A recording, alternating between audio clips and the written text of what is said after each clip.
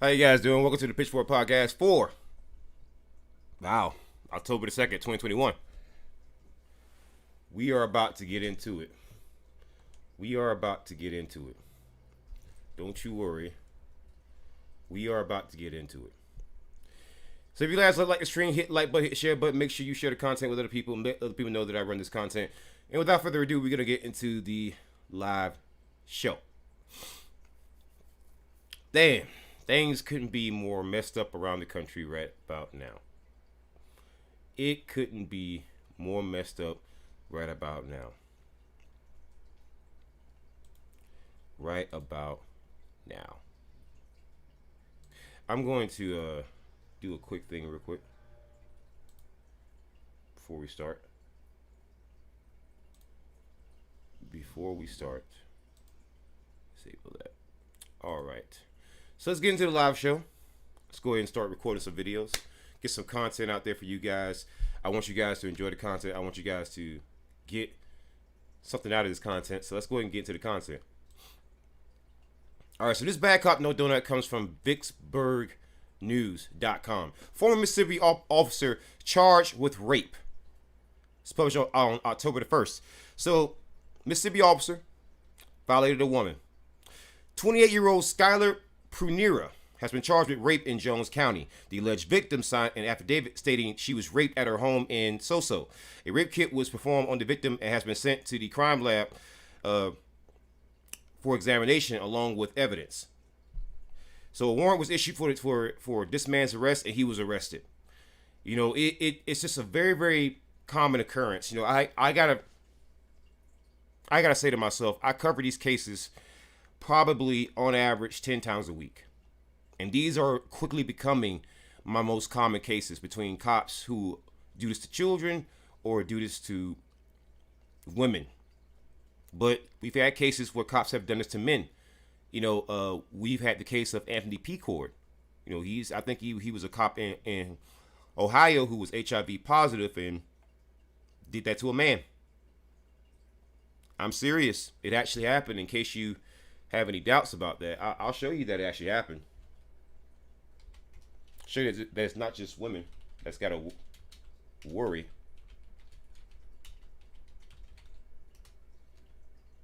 No, this was in Colorado, actually. Yeah. Ex-Loveland police officer pleads on charge. He was HIV positive during sexual assault. And this is the same Loveland that was in connection with Karen Gardner. So I think I need to do a deep dive on my channel into that department in particular. But as you can see, this is a very, very common thing. It's not just women that they're going after. That they're going after now. It's also men. So it's a very, very common thing. You know, so it's not just women. It's just there's so many of these crimes that I report on daily that I have to admit it does get depressing. You know, it does worry me that we have so many of these cases, but I will keep reporting on them so that you will know that not everybody that you see that has a badge can be trusted. In fact, I would say none of them can be trusted if you have this many rapists and pedophiles in the police departments across the country.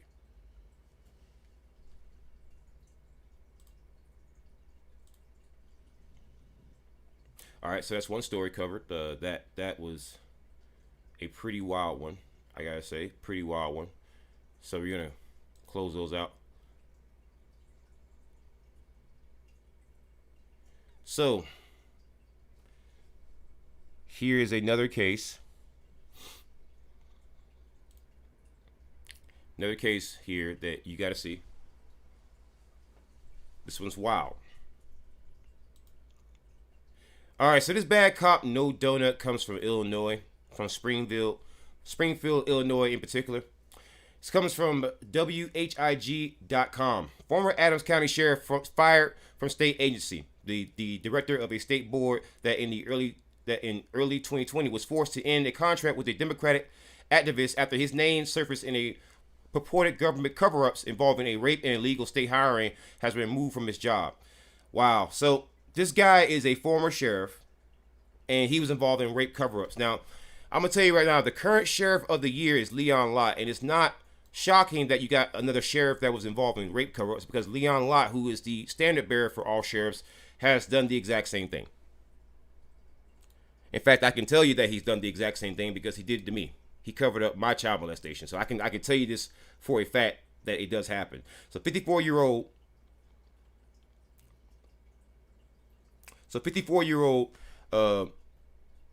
Keith Holloway. No.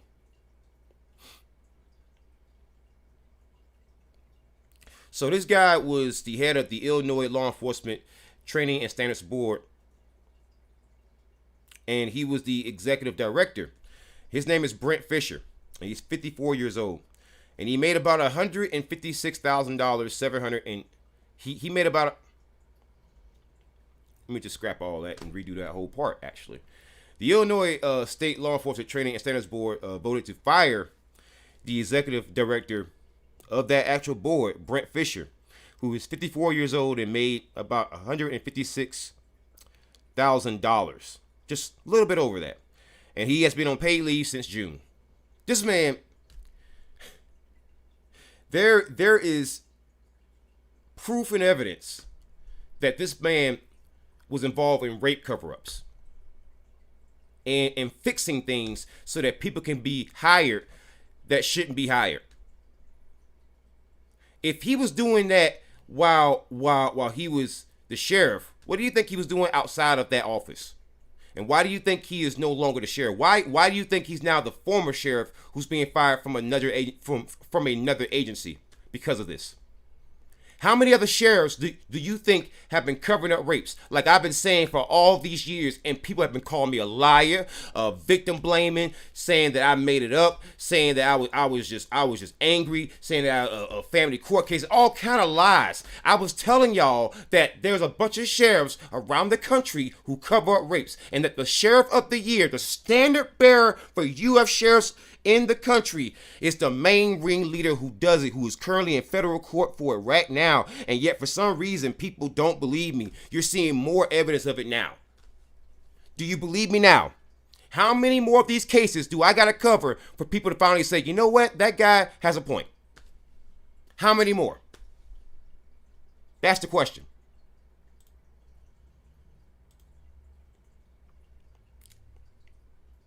All right. So we got that one done.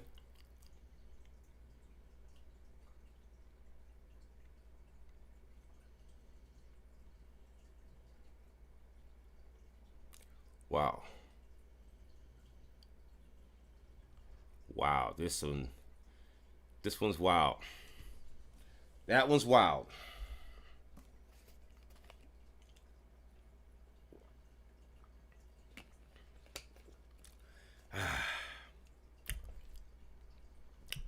This one's wild.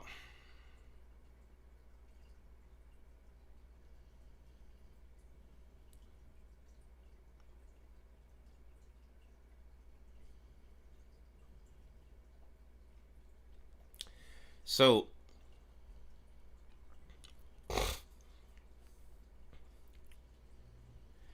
here goes another one here. This one's pretty wild. All right. This comes from TC Palm. Now, this story is quite exceptional. A former Martin County Sheriff's Deputy, Stephen O'Leary, faces years in prison after no contest pleas entered. This man faces 50 charges and faces up to 17 years in prison. And he pleaded no contest to dozens of felony charges because he was lying on people. He arrested 26 people and accused them of having drugs on them who either did not or who did not have the amount or type of drugs that he claimed that they had. So this man, unbelievably, he has caused a load of people to go to jail who should not have been there. And to be quite frank with you, I don't think drug offenses should actually be offenses because there's no victim here. But as you can see, this man, he had in total 80 drug-related arrests, right?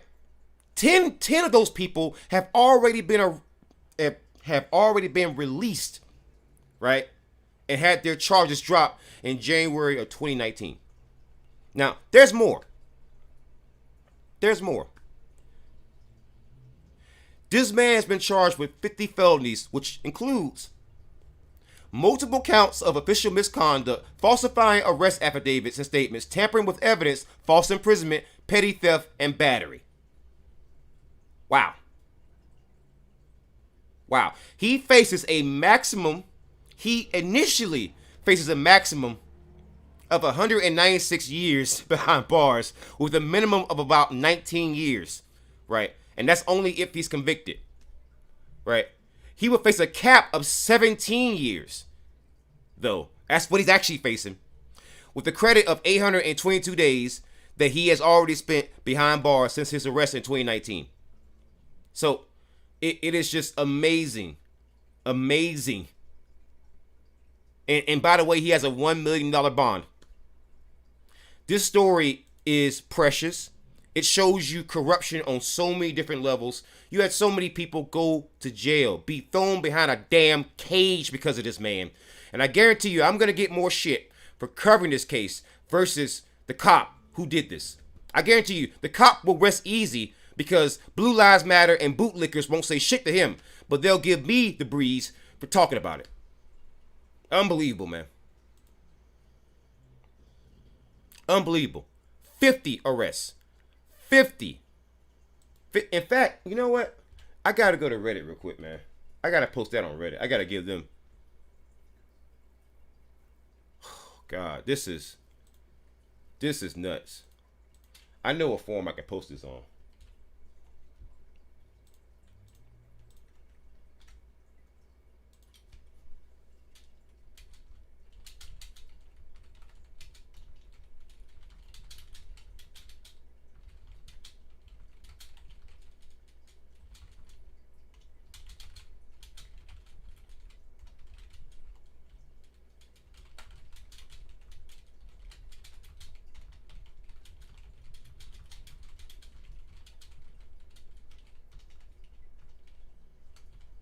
Okay, so I'm gonna go and post that because I gotta post that on Reddit, man. Am I free to go? It's just unbelievable. So we gonna have another case of this. Another case of this. This is it is a constant pattern, man. Constant pattern. It doesn't end. It doesn't end.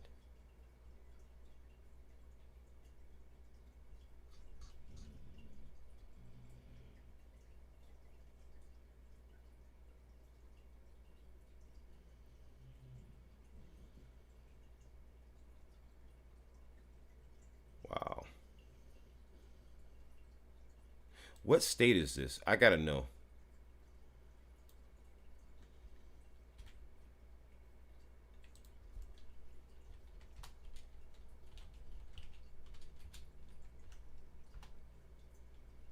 Michigan. Why am I not surprised it's Michigan? Why am I not surprised it's Michigan? Let's get into this though. All right, so this bad cop no donut comes from Michigan. It's from Yahoo News, man. This is another case of a police officer just being just throwing charges on people for no reason. Right? It's from Bueller. The prosecutors of up to 20 active Benzie County criminal cases could be impacted by the actions of a Benzie County sheriff's deputy who was fired for not disclosing relevant details in a search warrant application and other misconduct, according to a county memo. So this guy's name is Matthew Weaver, and he was hired in 2014. He was fired on August the 6th, August the 6th by Benzie County Sheriff Kyle Rosa.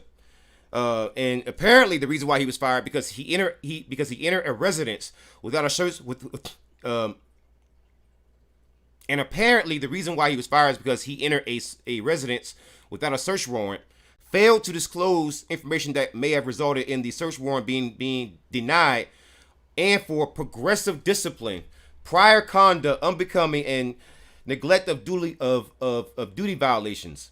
So my question is, if he's had all this beforehand, why wasn't he fired then? Because I've seen burger flippers make one mistake when they're flipping burgers and they get fired. So how many times does a cop have to directly engage in misconduct for it to be enough? Is there like a arbitrary limit, or is there like, if is there any consideration to maybe the idea that if someone else in a different job would be fired, who has lesser responsibilities would be fired, then why isn't this cop? I mean, what is the determining factor here? Because this guy has been just getting search warrants, going into people's homes without just cause whatsoever. And first of all, I don't think cops should be in your home whatsoever, but especially when it's based on false pretenses. Okay? So this is ridiculous. And I've covered several stories like this just this week. And I guarantee you, once again, like I always say, I'm going to get more shit for covering the stories versus the cops who do this.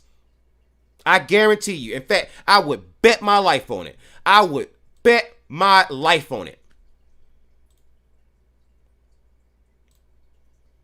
There's another story covered. Let's get into this right here. So, the Port of Seattle is coming from Washington State.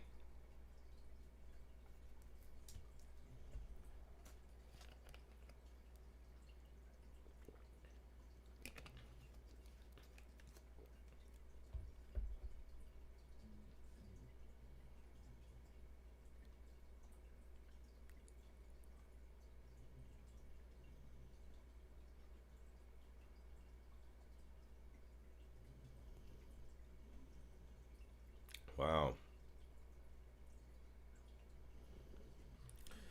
Wow.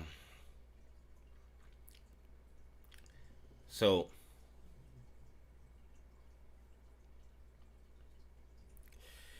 let's get into it. It's from Washington State. I love these stories. I love these stories. Let's get into it. All right, so this story comes from Washington State. The Port of Seattle police chief has been fired because of a lengthy investigation alleging that he has engaged in racial discrimination and racist behavior, and that is in short detail in a lawsuit that was filed in King County in Washington State. So his name is Rod Covey, and his termination was announced via email. Now that is pretty messed up because they couldn't have even called like an actual news conference or called him into like an office or called him into like a text message. No. It was announced via email. Damn. I mean, there is the only thing that's worse than breaking up with somebody via text is breaking up during email, because, suppose you get somebody who doesn't check their text messages, right?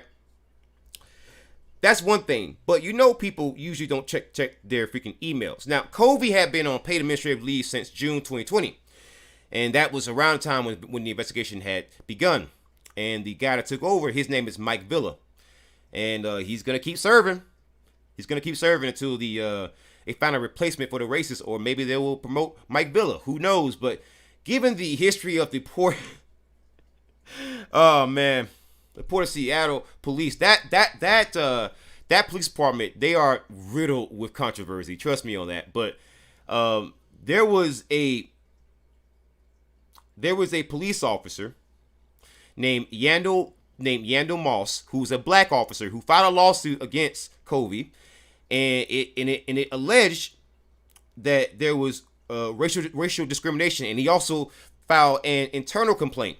And the Port of Seattle has refused to produce any documentation pertaining to that particular lawsuit or the investigation. So that's very, very interesting. I find that to be fascinating, that you are not getting disclosure. They want to convince you that cops shouldn't be defunded, that they should keep all their funding, that they should keep all the power, qualified immunity, objective reasonableness, every other standard out there. They can keep the military funding, the military gear, but they don't want accountability, which is very, very weird to me, because they're also a part of the same side of the political aisle usually that talks about openness and praising Julian Assange and Edward Snowden. So if you're all about disclosure and about government being held accountable, then why the hell do we not have any details about that investigation, or at the very, very least, more statements from Covey or the department itself? Very interesting, isn't it? It's a very interesting thing how that works out. Whenever you start asking questions, suddenly they can't tell you things, but they always tell you, if you've got nothing to hide, then you shouldn't mind us looking. It's very interesting, isn't it? It's very interesting. I like how that works out, don't you? I like how that works out. I like how that works out.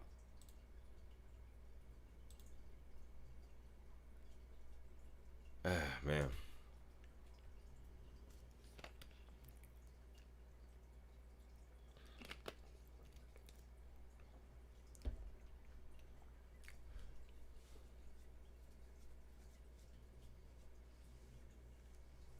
So, we got a Me Too right here. We got a Me Too event right here. And I love it. I love it.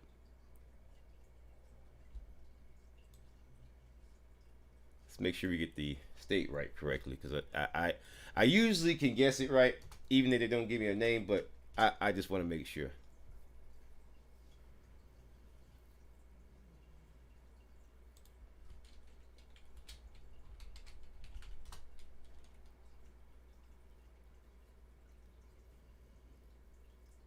Hmm.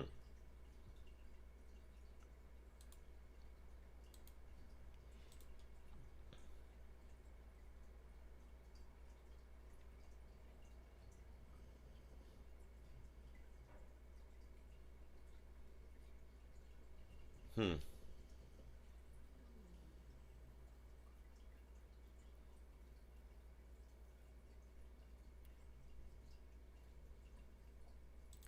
Wow. Wow. So this is in Missouri. That's kind of what I guess. This is gonna be beautiful. I love it. I love it. Let's get into it. Let's get into it. All right, so this bad cop no donut is going to be a Me Too story. It's coming from newspressnow.com.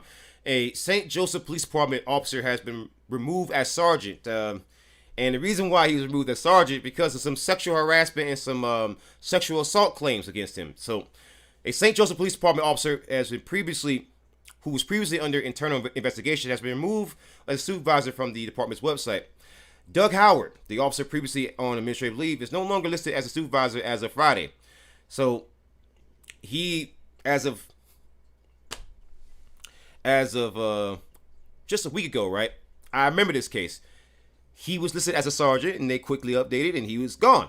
So he is just a police officer now. And you know, if you want to know why, he's under investigation for an alleged assault. It's coming back all the way back from July 29th of this year. So he's under investigation because he actually slapped some women on the backside. It was at a fraternal order of police event in July 17th. One attendee was a former law enforcement officer who wanted anonymity. One of his victims was a law enforcement officer, and they don't want to be mentioned because they fear retaliation. And they also corroborated facts around the investigation and what's being looked into here. So it wasn't just her; it was other women, and it was at a fraternal order of police event. So I'm wondering why is Blue Lives Matter and the fraternal order of police have been so silent about this. I'm very curious. I want to know, why is it that I haven't heard anything from them? Why is it that they haven't spoken up yet? You know, because you would think that if this were to occur at one of their events, at one of their functions, and that one of their functions is supposed to be the one place where crime does not prevail, the one place where you can't do anything illegal because the thin blue line is there to protect victims. Why have we not heard shit from them yet? That's very interesting. Don't you find that fascinating? I do. Where the hell is Blue Lives Matter? All the people who normally defend cops, where the hell are you when it comes to this story? Where are you? I want to see you. I would love to hear from you, baby. Tell me something. Tell me something good. Talk, speak. You know, you always got some shit to say in my damn comment sections, right? But then when you get cases like this at fraternal order of police events, now all of a sudden cat got your goddamn tongue, huh? Very interesting. It's a very, very strange thing.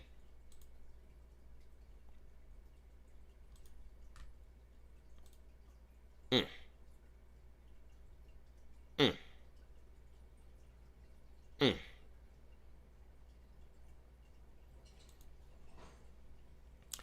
Here's another one here. We got to cover. All right, so this bad cop no donut comes from Iowa. This is from the Des Moines Register. Ex-Iowa police officer arrested for allegedly sexually abusing 14-year-old girl while on duty.